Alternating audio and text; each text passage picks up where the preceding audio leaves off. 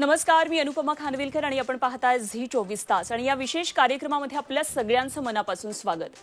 Corona या 3 शब्दांनी सध्या आपल्या सगळ्यांचं आयुष्य व्यापलंय. कुठल्याही शस्त्रांशिवाय साध्या डोळ्यांना न दिसणाऱ्या आणि कुणावरही कुठूनही हल्ला करणाऱ्या एका शत्रूशी सध्या आपलं वैयक्तिक आणि सामूहिक पातळीवर घमासान युद्ध सुरू आहे. हे युद्ध कसं थांबणार, अशाश्वती कधी थांबणार, हे संकट दूर कसं होणार, कधी होणार, अशा अनेक प्रश्नांनी आपण सध्या त्रस्तोय. मला खात्री आहे या कार्यक्रमाची सुरुवात आपण अनेक प्रश्नांनी केलेली असली तरी कार्यक्रमाच्या शेवटपर्यंत आपल्याला या सगळ्याची उत्तरं देखील मिळतील. कोरोना संकटाशी लढताना विविध पातळीवर प्रयत्नांची पराकाष्ठा सुरू आहे. तज्ज्ञांच्या या प्रयत्नांना आपल्यासारख्या सामान्यांनी खरं तर सबळ साथ दिली पाहिजे आणि ही साथ मिळाली तर हे संकट लवकरच दूर होईल. आणि म्हणूनच या प्रयत्नांचा भाग असलेल्या काही तज्ज्ञांशी आपण चर्चा करणार आहोत आजच्या या कोरोना परिषदेत.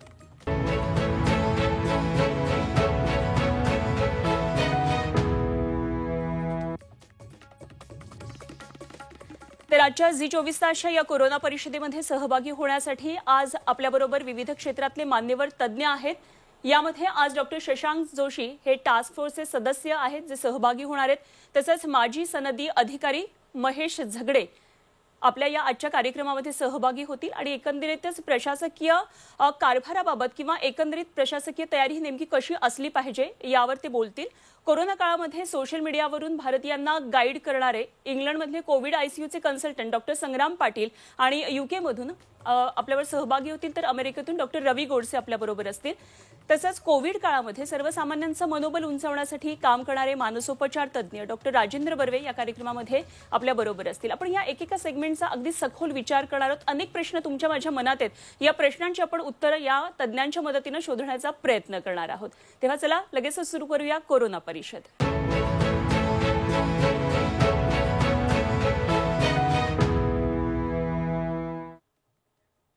या कोरोना परिषदेमध्ये पुन्हा एकदा सगळ्यांचं स्वागत. झी 24 तासने ही कोरोना परिषद नेमकी का भरवली आहे, काय नेमकी आमची भूमिका आहे, सर्वसामान्यांना त्यांच्या प्रश्नांची उत्तरं मिळाली पाहिजेत, पण नेमकी भूमिका काय आहे जाणून घेऊया. झी 24 तासचे संपादक निलेश खरे सर सध्या आपल्याबरोबर आहेत. सर, स्वागत आपलं. आणि आपण ही परिषद नेमकी का करतोय, काय आपली भूमिका आहे? मूळतः गेल्या वर्षभरामध्ये आपण अनेक प्रश्नांना सामोरं जातोय, जसं तू या अगोदरही स्पष्ट केलंस.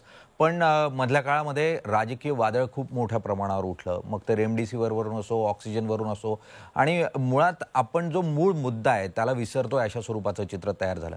आपण लोकांचं प्रबोधन केलं पाहिजे, त्यांच्यातली भीती कमी केली पाहिजे आणि सकारात्मक वातावरण तयार केलं पाहिजे. हा मूळ हेतू जो आहे तो झी 24 तासचा सातत्यानं आपल्या बातम्यांमधला आहे. आणि ती सकारात्मकता जपावी, राजकीय वादाला महत्त्व न देता मुळात लोकांना या पूर्ण जागतिक संकटामध्ये आपण आणि आपलं कुटुंब म्हणून आपण कसं सुरक्षित राहू शकतो आणि कुटुंब, समाज आणि देश म्हणून आपण यातून कसं बाहेर पडू शकतो याचं मार्गदर्शन होणं अत्यंत गरजेचं आहे. अनेक संभ्रम आहे, लसीकरणासंदर्भातले इतकंच नाही तर आरोग्यासंदर्भातले, रेमडेसिवीर संदर्भातले, या प्रश्नांची उत्तरं स्पष्टपणे मिळणं गरजेचं होतं आणि त्यासाठी एक व्यासपीठ तयार करून देण्याचा प्रयत्न हा मूळतः झी 24 तासनं या निमित्तानं केलेला आहे. त्यासाठी म्हणून साधारण 2 ते 2.5 तास आपण या मान्यवरांशी चर्चा करणार आहोत. अगदी. तेव्हा आता झी 24 तासचा हा उद्देश काय आहे आपल्या लक्षात आलेलंच असेल. आपल्याला सामाजिक एक प्रबोधन करायचं आहे. लोकांच्या मनात जे सगळे प्रश्न आहेत ते आपण हळूहळू करून या सगळ्या तज्ज्ञांना विचारूया. प्रत्येक तज्ज्ञ हा त्यांच्या सेगमेंटमधला एक एक्सपर्ट आहे, त्यामुळे आपल्याला त्यांचं मार्गदर्शन अत्यंत गरजेचं आहे. सगळ्यात पहिल्यांदा आज मी या चर्चेमध्ये सहभागी करून घेतेय डॉक्टर शशांक जोशी यांना. डॉक्टर शशांक जोशी यांची थोडक्यात अगदी ओळख करून द्यायची झाली तर टास्क फोर्सचे ते सदस्य आहेत आणि आता आपण नुकतंच मन की बात जर पंतप्रधानांचं ऐकलं असेल तर त्यामध्ये शशांक जोशी यांनी मार्गदर्शन केले आहे. सर, नमस्कार आणि खूप खूप स्वागत आजच्या झी 24 तासच्या या कोरोना परिषदेमध्ये.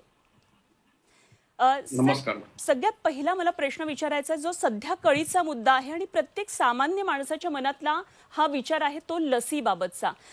ही लस घेतल्यानंतर नेमकी शरीरावर कशा पद्धतीनं परिणाम करते, शरीरामध्ये काय बदल होत आहेत आणि म्हणून आपण कोरोनापासून वाचूया किंवा कोरोनाचा हा स्प्रेड थांबवूया यासाठी लस नेमका कसा परिणाम करते? हा खूप छान प्रश्न आहे तुमचा. आपण जर का कोरोनाची लस घेतली तर त्याच्यातून आपल्याला 3 फायदे होतात. पहिली गोष्ट म्हणजे कोरोनाची लस घेतली तर ह्या पहिल्या ज्या आपल्याकडे लसी आहेत त्या अर्ली जनरेशन लसी आहेत आणि ह्या लसीनंतर 2 लसी घेतल्यानंतर 15 दिवसानंतर शरीरात एक प्रतिकारशक्ती डेव्हलप होते आणि त्याच्यानंतर मग आपल्याला कोरोनाचा जो सिव्हिअर तीव्र कोरोना किंवा कोरोनामुळे मृत्यू होत नाही, हे पहिलं आहे. म्हणजे ज्याची आपण एफिकसी म्हणतो. तर त्याचा प्रमुख रिझन आपण जे लसीकरण करतोय की कोरोनाचं तीव्रता किंवा कोरोनामुळे आपल्याला ऍडमिट व्हायला नको, पण लसीमुळे कोरोना होणार नाही हा गैरसमज मात्र सगळ्यांनी काढला पाहिजे. लस जरी घेतली आपण तरी पण काही खूप लहान पर्सेंटेजमध्ये म्हणजे 5% 10% मध्ये कोविड होऊ शकतो आपल्याला, पण तो विना लक्ष म्हणजे काही लक्षण नसताना असा कोविड होऊ शकतो किंवा माइल्ड लक्षणं राहू शकतात. तर ही पहिली गोष्ट आहे. दुसरी गोष्ट म्हणजे कुठली लस घ्यावी, तर तुम्हाला जितक्या लवकर लस मिळेल तेवढी घ्यावी. नंतर कुठली लस कधी घ्यावी, तर कोवॅक्सिन जर का लस मिळाली तर त्या 2 लसींमध्ये 1 महिन्याचा गॅप असणं गरज आहे आणि 3-4 दिवस पुढे पाठी झालं तरी चालेल. जर का कोविशिल्ड असेल तर आम्ही सांगतो 2 ते 3 महिन्याचा गॅप ठेवा. एका लसीने थोडी प्रतिकारशक्ती येते का, तर त्याचा डेटा आहे की येते. हे जे म्युटंट स्ट्रेन आहे त्याच्यावर ह्या लस चालतात का, तर ह्या लसी चालतात. आणि शेवटचा अशी गोष्ट आहे की आता आपल्याकडे जास्ती लसी येणार आहेत, तर तुम्हाला जी लस मिळेल ती घ्या तुम्ही. लसीसाठी घाबरू नका.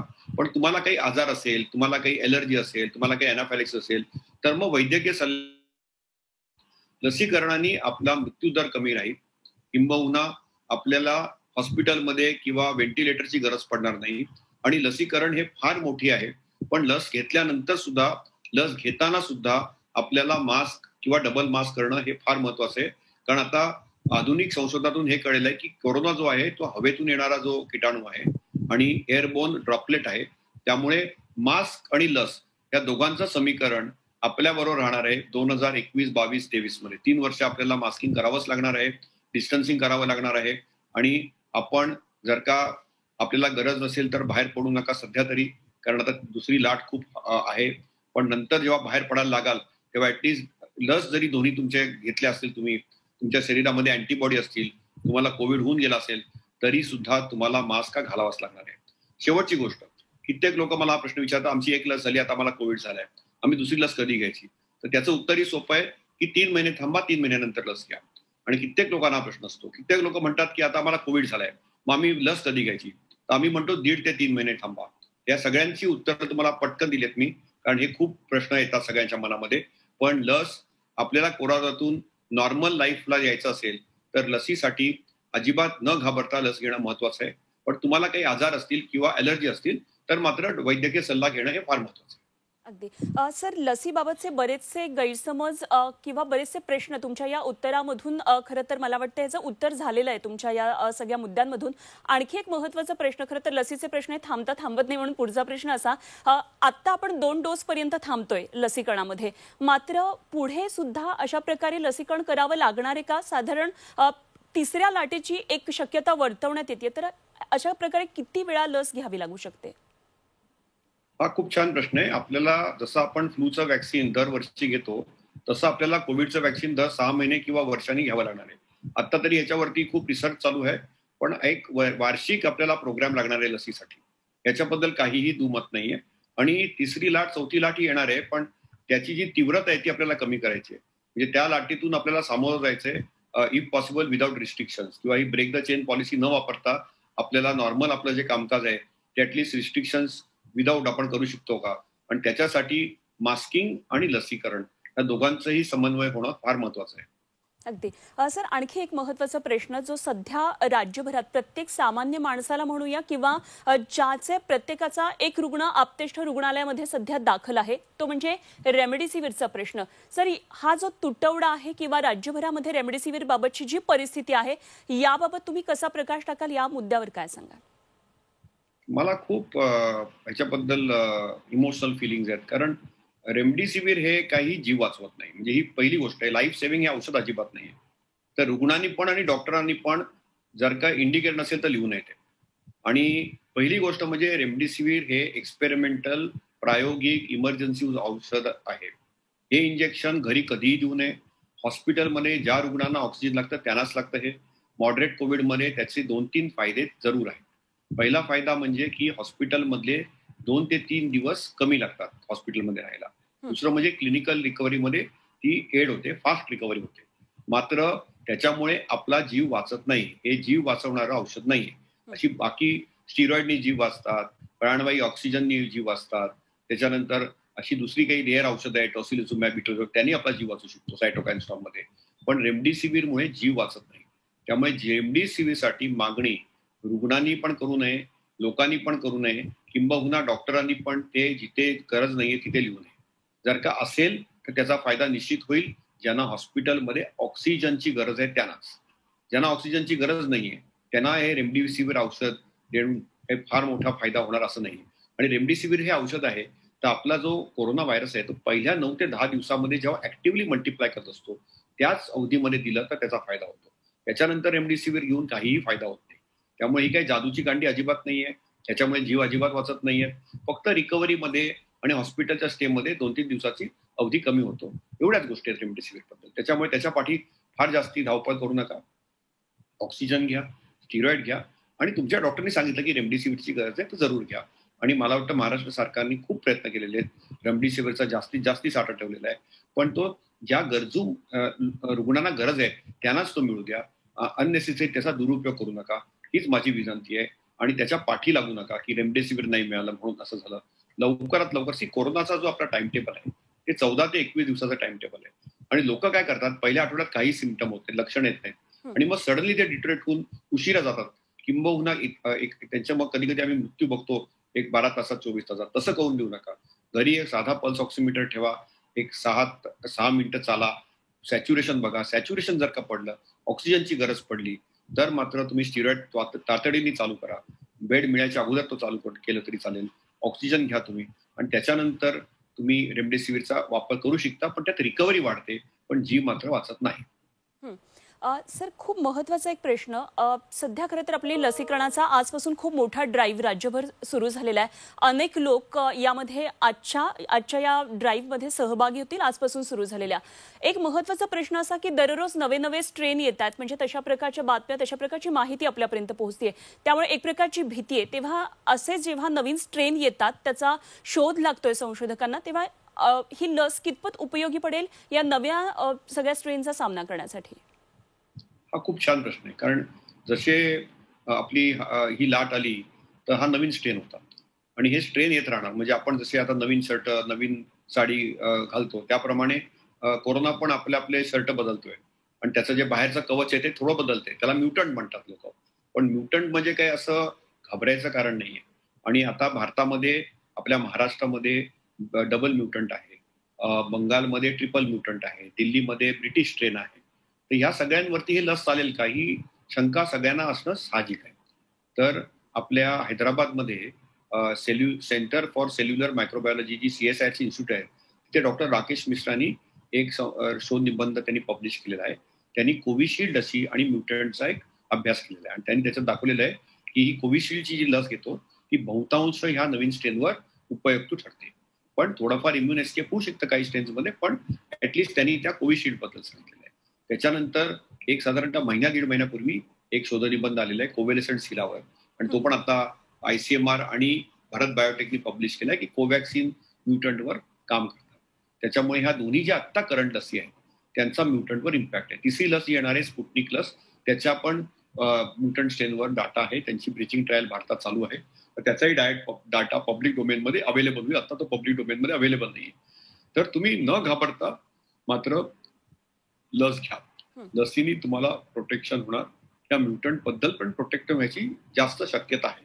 त्यातल्या त्यात जो डेटा आहे म्युटंट स्ट्रेनवर तो कोवॅक्सिनचा कोविशिल्ड पेक्षा जास्त आहे. याच्याबद्दल दुमत नाहीये. पण तुम्हाला जे वॅक्सिन मिळेल ते घेणं फार महत्वाचं आहे. आणि वॅक्सिन बरोबर जर का आपण मास्किंग केलं तर मात्र ह्या म्युटंट पासून आपल्याला अजिबात घाबरायची गरज नाही.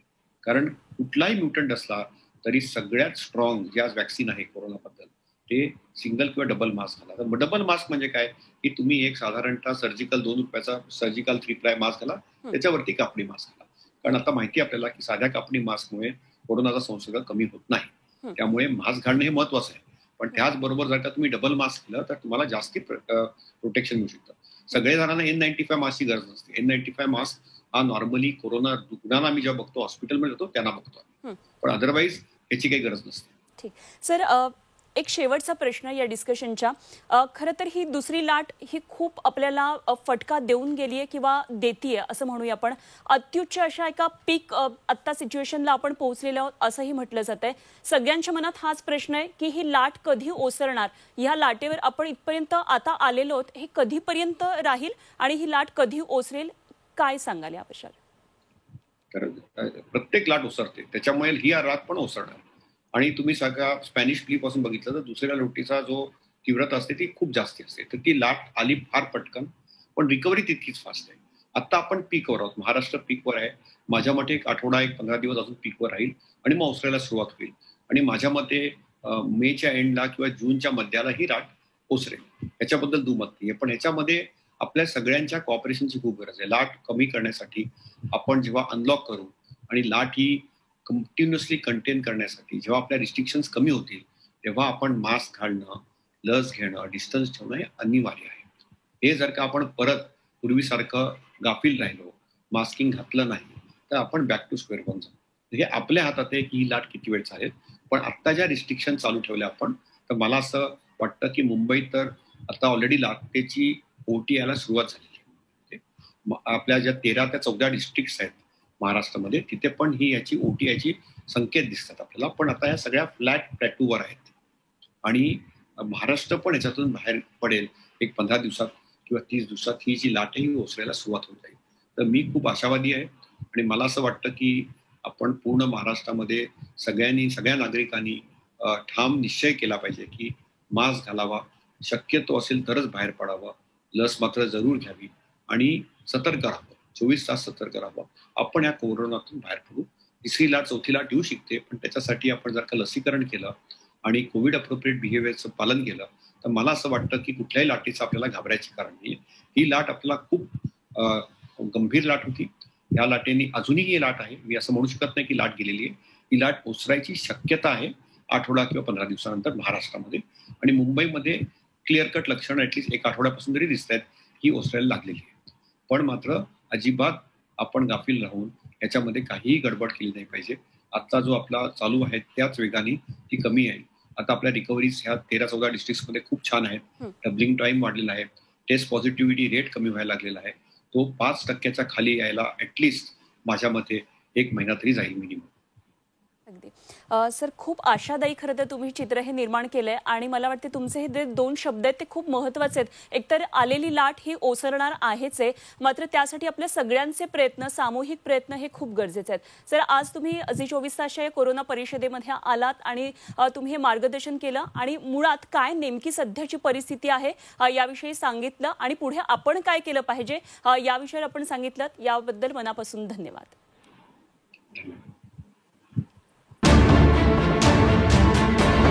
बातमी मागची बातमी म्हणजे